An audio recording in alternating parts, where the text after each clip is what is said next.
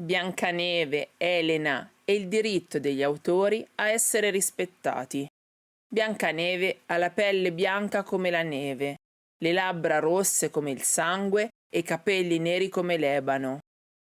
Elena di Troia incarna una bellezza quasi divina.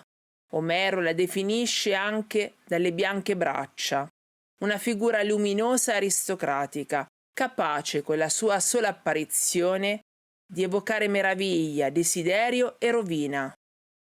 Non sono dettagli casuali, sono parole scelte dagli autori per dare forma a un'immagine, costruire un simbolo e creare un personaggio destinato a vivere nella memoria collettiva.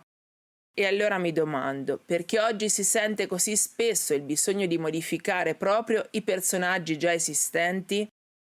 Perché non creare nuove Biancaneve, nuove eroine, nuove regine e nuovi miti?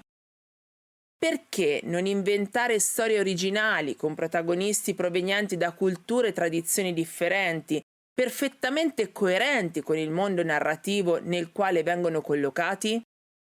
Sarebbe una forma di autentica creatività e offrirebbe a ogni personaggio una propria storia, una propria voce e una propria identità, senza dover prendere in prestito quella costruita da un autore del passato.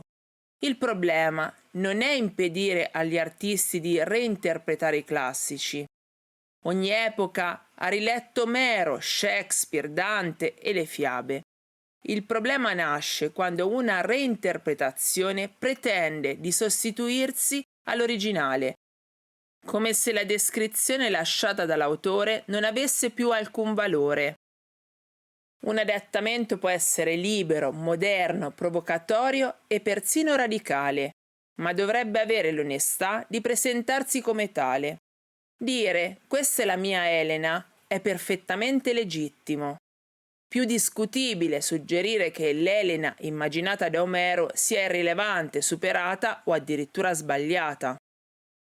La polemica sorta intorno alla nuova Odissea di Christopher Nolan riporta al centro proprio questa domanda. Fino a che punto un adattamento può allontanarsi dall'universo visivo, culturale e poetico dell'opera che dichiara di rappresentare? Naturalmente il cinema non è un museo e un regista non è obbligato a realizzare una ricostruzione archeologica. Ma quando si utilizza il titolo di un capolavoro insieme ai suoi personaggi e alla sua forza simbolica, esiste anche una responsabilità nei confronti dell'opera.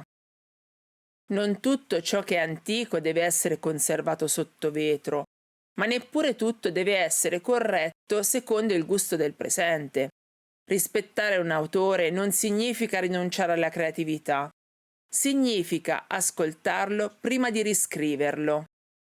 Forse la vera sfida culturale del nostro tempo non dovrebbe essere trasformare continuamente gli eroi del passato, ma trovare il coraggio di crearne di nuovi.